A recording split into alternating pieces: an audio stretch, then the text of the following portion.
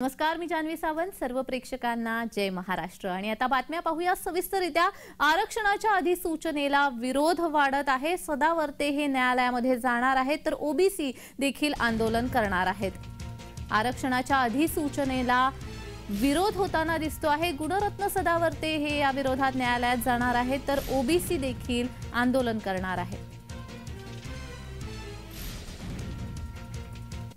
कोणी त्यांना वंचित करण्याच्या दृष्टीनं उभारलेलं हे आंदोलन होतं असं मी समजतो.